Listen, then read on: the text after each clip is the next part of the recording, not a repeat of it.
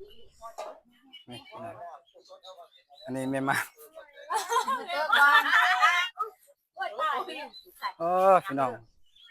น้ำเพิงเด้นี่เป็นธรรมชาตินี่ยำเอ้ากำลังแปลมานี่ปะนี่พี่น้องเพิงพี่น้องบ่แม่นน้ำที่น้ำเพิงบ่มีน้ำเพิ่งก็ท่านอันนั้นนอกพี่น้องก็ท่านน้ำท่าน เพิงได้เอา พี่น้องเอ้ย บีบน้ำออกเขาก็มาใหม่ๆเนี่ยกินก่อนแซ่บบ่ แคบหวานๆสวยน้อยๆถ้าสวยแบบไงแต่ว่าโอ้ยบีบว่าซ้ำนึงนี่ได้ไหมนะแล้วเอาไปบีบบ้านโอ้พี่น้องย่อเบิ่งได้บ่ย่อเป็นเตียงย่อบ่เอ้ยบ่แม่นน้อยๆเลยนี่พี่น้องเพิงนะได้แล้วพิลึกดีตอนไปว่าสิถ่ายอยู่บ่มีผู้จับกล้องเนาะตั้งบ่ได้แล้วปลาเด้อสอนน้ำมันพี่น้องเอ้ยกินส้มอ่อนก็ทักทายสบายดีและสวัสดีเด้อพี่น้องปองปายเบิดสุขสุคนเนาะทั้งฝั่งลาวฝั่งไทยแซกแล้วแต่ก็ยินดีต้อนรับเข้าสู่ช่อง YouTube ปาสอนไซแนลมื้อนี้ก็อยู่ให้อยู่หน้าพี่น้องกำลังมาแต่ไปเอาผึ่งเนาะไปเอาผึ่งพี่น้องเอ้ยกำลังเหือแตกเหือแตนอยู่ไปเอาผึ่งอยู่ปลายหน้าแต่ว่าตอนเอาหันบ่ได้ถ่ายพี่น้องบ่มีผู้จับกล้องก็เลยเอามาฮอดเที่ยงแล้วสิถ่ายให้พี่น้องได้เบิ่งได้ชมกันเนาะน้ำผึ้งเดือน4เดือน5พี่น้องไปเบิ่งไปชมกันเลยพี่น้องย่างไปเบิ่งร้อนขนาดไปเอากับพ่อ2คนเนาะได้อาบน้ำเนี่ยร้อนขนาดไปเบิ่งว่าได้หลายปานใดน้ำจะมาเติมอยู่บ้านนี่มองได้นี่อันนี้แม่มาโอ้พี่น้องน้ำเพิงเด้นี่เป็นธรรมชาตินี่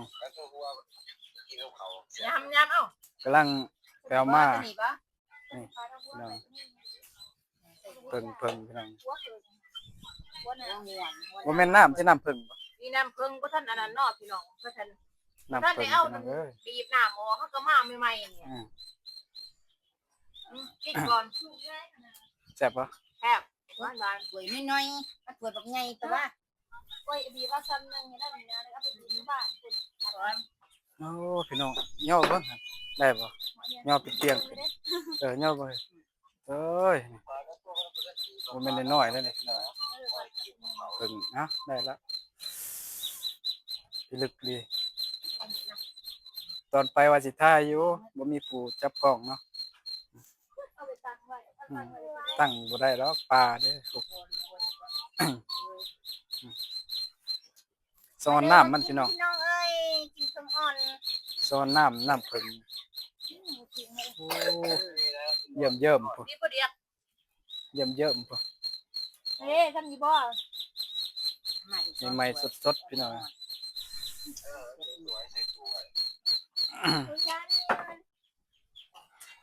โคตรร้อนมือจับหายใจจนบ่อยากออกแมวไหนเป็นตัวขี้หนวดมากเลยมันมีขี้หนวดเลยหนวดแล้ววิตามินเอาเบิ่งมอมเบิ่งกินโซ่เบิ่งสดใหม่ๆอ้าวเดี๋ยวสุจับเหนียวโอ้เต็มคำแห้งเป็นวัดอยู่ซ้ำสอนน้ำพี่น้องโอ้เพิ่งซ้ำหน่อยนี่พี่ไรบ่ธรรมดาดิพาแม่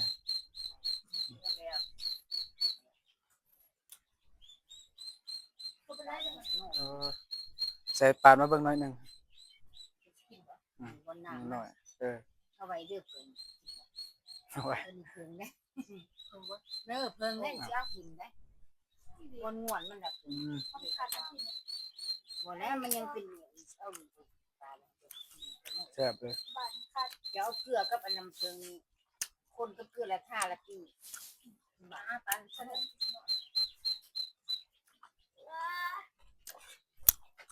เอาคือจิ้มเองจะมาจิ้มเองจิ้มนะจะไม่จิ้มไม่มีไว้ วนก้อนเลยมาก่อนเพิ่งให้เนี่ยมือเรียกตีนเราเลยโตมันโตเพิ่ง ความหอมโอ้ นี่ตัวอ่อน อันนี้ลูกมัน ตอนนี้มันน้อยเย็นอยู่แต่น้อยเย็นปลาในคดีปลาตัวเล็กมันบริเกได้ยินชน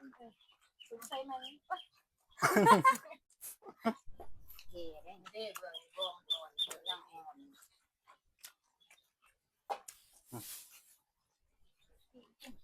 กินโหลดพวกใหม่ๆไปดังเลือกผ้าเกไว้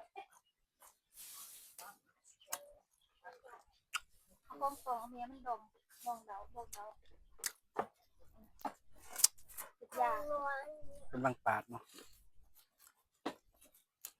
เอาใส่น้ำผึ้งว่ะ ดีด โอ้ยมีสมัย ดีด เอาใส่น้ำผึ้งไว้เอาบองให้กับอันนั้น มันยังอ่อน กับขิงไว้กินดีไอ้ เปียงอยู่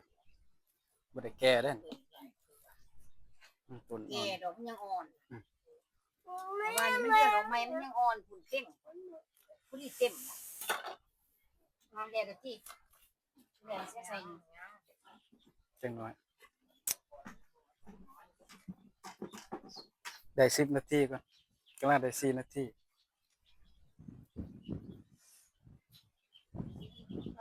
เก็บมารถแม่มัน ปีกมัน จริงมันมันจะคุ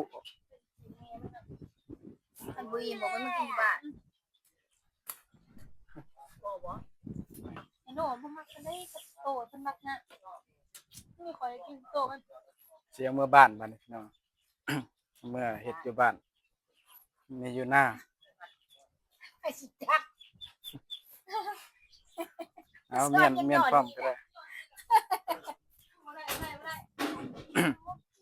บอกว่า ฮอดได้สังว่า วันเกิด หวานเกินเป็นหวัดบ่ว้าย แล้ว เฮ็ดยานี่พี่น้องน้ำผึ้งนั่นอีเล่ครึ่งซ้ำบ่ได้หัวบ่ซ้ำ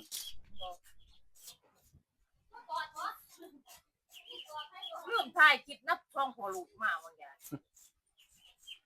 โอ้คักเลยน้ำโอ้พี่น้องเหย่อยๆนี่ฮะมือจะสิเหนียวจะจับจ้ะ เอาแย่งที่ เราพอสองคนพี่น้อง แต่ได้ชัน มัมเบิ่งไปยังตึกเสือโอ้ยกโป้บ่ เป็นอ่ะก็ได้ ความแซ่บ เงินหาช่างเกี่ยว1-3 เซนไม่ได้แล้วไม่ยังซองเนี่ย ใส่กับอันนั้น หวานเกิน กับขิงยามหนาวไปบอกว่าให้ อ่อนปล่อยกันค่ะไปเทียมหนึ่งกัน อยู่กูเริ่ม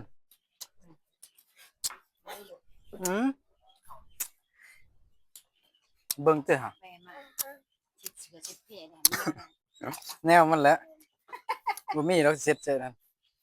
ตรงกับเสือรถติเพิ่นเฮ็ด แกไล่คน น้ำ ใส่อยู่ ร่างใส่อยู่นอนเดี๋ยวใหม่ คันเพ่งกันคักเนาะ เพ่งนี้ เดี๋ยวเพ่ง ทำก็พอดีเห็นมันแก่ อย่าไปใส่หลักเลยเด้อ นี่บางทีนอนนอน ต้องคำผู้เดียว บางทีนอนนอน ต้องค รีบกินจำเป็นกิน ตายน้องมีมาก ตอนลูกเสร็จแล้ว ลูกหันฟู ลูกก็ เก่งมันอ่ะ พิษหมู่อีกแล้ว โอ้ยคิด เป็นล้างรอกไปได้ พิษทวีเอ็มแล้วจังได๋ เยี่ยม บ่เกี่ยวดอกเว้าไปซื้อดอกจ้ะ ำเองเฮ็ดเลยกระดูกเพิ่งแล้ว อืม ฉีดไปแล้ว บ้านจะมาขายกินหมด สิค่ายเทียนได้เป็นผล เฮ้ยเพิ่งเล่น ราคา กิ ที่ นไข่กินไข่กินหมด ต้มเลี้ยง ปลามันแห้งแล้วเอาไปเลี้ยง เจ้าสองคนพี่น้องมาใหม่ๆสดๆนี่โอ้พอแล้วหนักกว่าซะนะผิวน้ำ เขาปั่นเอา ปั่นโอ้เอาไม่ได้เอาไปถูกแล้ว ก็ตีคล้าย ยังไงมันต่อดีกว่า ความร้อนแนวบกนั่น จะบ่ มันไปเอาไปลงก่อน คล้ายๆคือมิ่มเนาะมันก็บ่ได้คือต่อได้ มันหา คล้ายๆคือมิมนี่แหละ จำดิ้นกับตากูเป็นอันนี้กูก็สิยาน ต่อหันนี่อยู่กกอันนี้เลยบ่ได้เอา มีรุ่นมัน มีแต่จูดไว้อยู่ลุ่มแล้วก็กวาด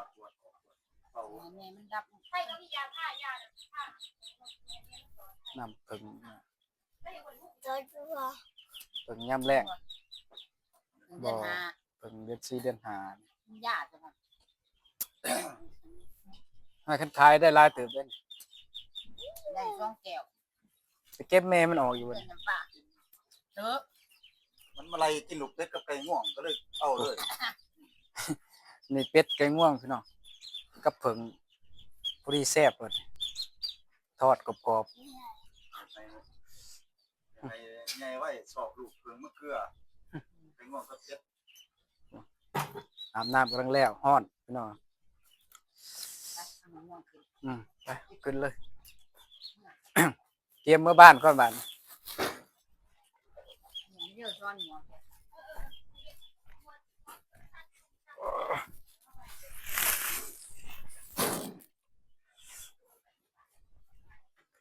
เจ้เนาะบ่เสมอบ่